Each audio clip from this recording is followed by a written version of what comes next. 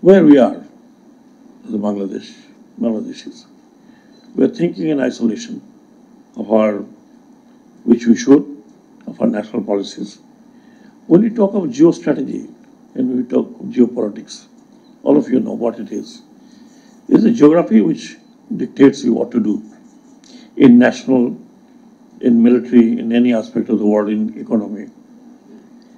And we are actually, if you look at these countries of ours, we are nothing but we are prisoners in the hand of the geography. Many of you must have read the book by Tim Marshall, which defines that how you become prisoner, but then how you play the best.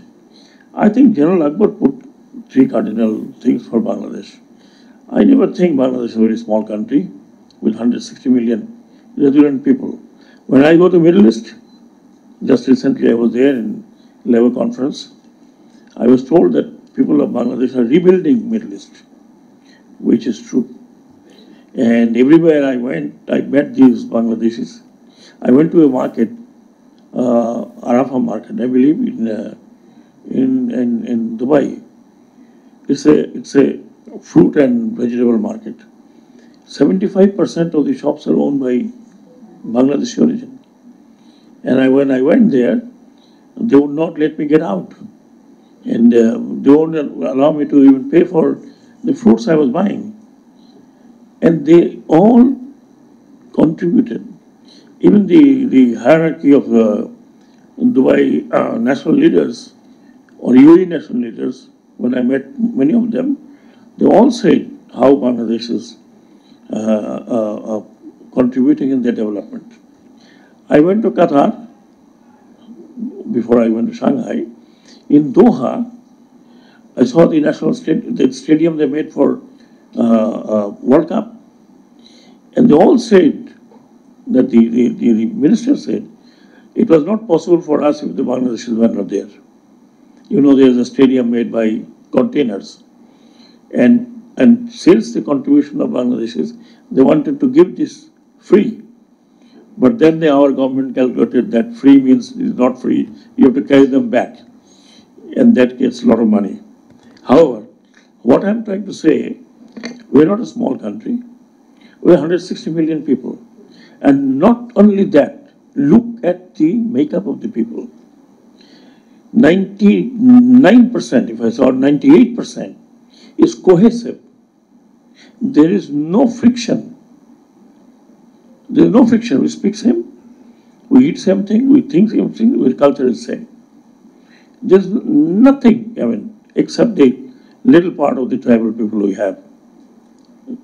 So, except that, there's hardly any country in the subcontinent which is this kind of absolute people who think same thing, who eat same thing.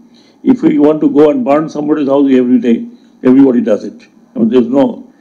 So therefore, our politics is also like that. One cannot think that another party will come, will think out of the box. So, what are we looking at? We have this, what a tremendous manpower. 60% of the manpower that we have, less than 40 years. 60%. Very few countries has this kind of integrated manpower. I'm talking about one single nationality, if I may call it so. 60% below 40. And they are running the country, not us. And therefore, when it comes to Gen Z, they come out with something else. I'm in fully contact with their senior leaders who are now trying to form a political government. Their thinking is absolutely different. They don't carry any burden of 1971. They don't carry any burden of the history. They want to see their country in a different manner. When somebody asked about whether people consulted with the other political parties or not, asking the World Human Right to come and establish, my dear sir, the political parties were there for 30, 40 years. Even then, 150 minimum people do not know where they are. This country was not liberated for that. To people to be picked up, killed, and put into Ayanagar. Where in this subcontinent any country has dealt with their own people like this? You show me. Give me an example. So when people are that kind of people who have been going door to door to the political parties, to the political people, what happened? Is anybody raised a question? No one. We degraded ourselves by doing it. It's unfortunate that today the people in uniform who are being implicated. Who did it? Not themselves. They were made into monsters. I'm sorry to say. And I'm a very straightforward talker. A whole nation knows. And what I'm saying is not only government version, it's my version. Who said? Last 10 years and 15 years, I was not invited into any military function. Why? Would you answer, sir? Would you please answer? What political party you are talking about? Bisley Cables is skin coated insulation, agun protirodhi. Bisley Cables, nirapod ajibon. Are you asking me, sir? I'm asking you because you raised this point. No, you have misunderstood. Okay, please, I don't want to go into debate. I'm saying what I've said. You said about the process. Yes, Right? I can understand that process. Strategic culture. The people who have lost their dear one. Yeah, that's fine. Okay, so please see, our solution is different. This is a different country. So we have to think. We have to think together. If I think that my geopolitics is mine, is absolutely wrong. Look at the subcontinent. It should have been one in thinking of the geopolitics and the strategy and everything.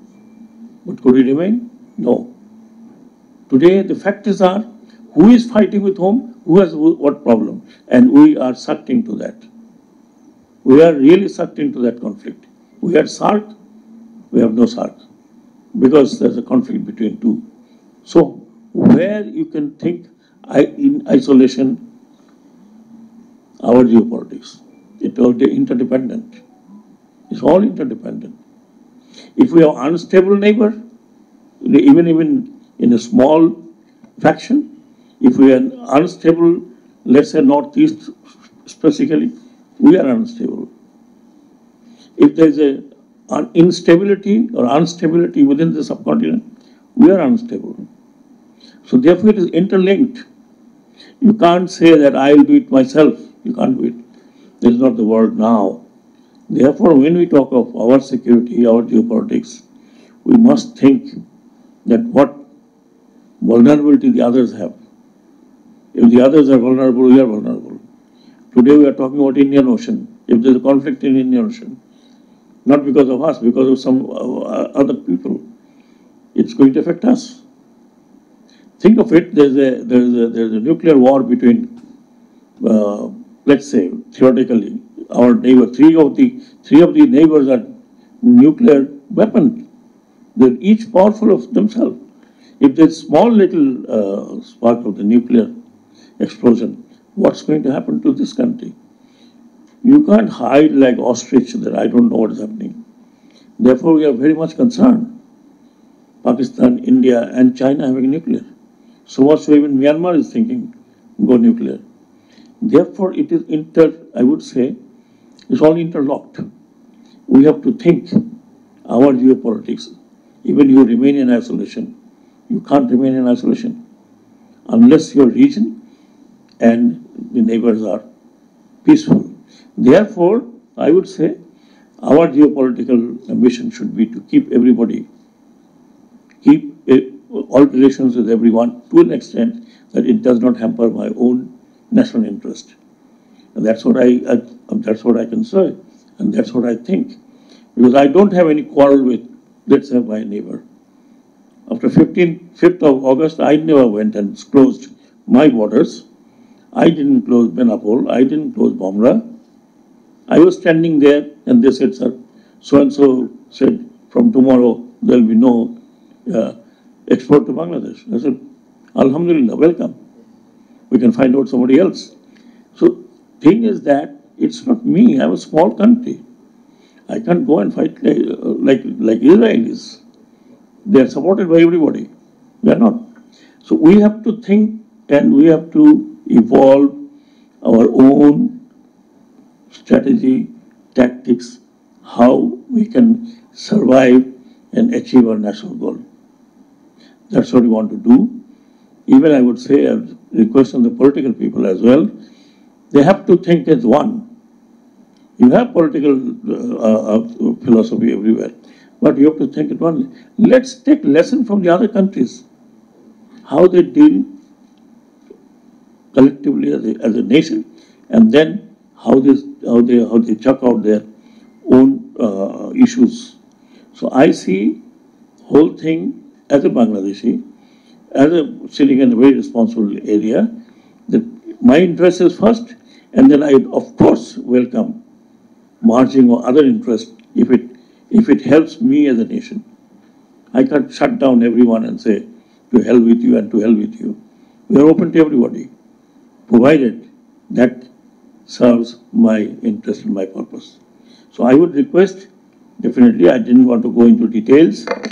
I do bit of out of interest, I do a bit of studies on these issues. For the last 1 year, I could not. But one thing I would say that I'm learning a lot, particularly getting into the shipping ministry, which is very much connected to the geopolitics of the region. It's not only Bangladesh, and I do take care of it.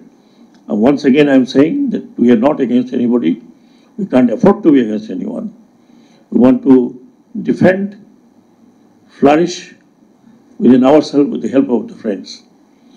And anybody can be hostile. If anybody wants to be hostile, he harms himself, not us. We are very resilient country for that matter. Lastly, one word I must say about the problem that we have, that the Rohingya issue, we handle very badly. Let us talk about. Let us see. I've been studying this issue since 1992, when I was forced to deploy against then Burma, now Myanmar, on same Rohingya issue. We've been handling Rohingya issue not very prudently, and today we don't know which side to go, where to go. We are still not, to me, we are still not handling properly. One has to remember that it is their country, they have to go back. I mean, no way that we try to absorb saying that, well, 11 lakhs or 12 lakhs or 13 lakhs, nothing. This is happened nowhere in the world. Settling our third country, remember there's a racism. If you talk about Syrians, you are talking about a racist regime. So therefore, look at that also. Subcontinent people are at this moment very rare to be taken and on the third world. Maybe talent hunt is there, but not ordinary people. Therefore, we have to think and decide what to do with it. That remains it. The fact remains on the ground that Arakan army, whatever you may say, they are effective. You just cannot brush away like that, because they represent the local people of Rakhine. What you should do is they to think, not me, but we must take care, we must take notice of the present, and we must take notice of fact that the Myanmar or Rakhine has only one country which is at the border, and that's Bangladesh. They need us, we need them. But in future, the dispensation is not going to be the same. You might find strange neighbor with you. Therefore, one has to prepare to deal with strange neighbor as well. Think it over, it's up to you.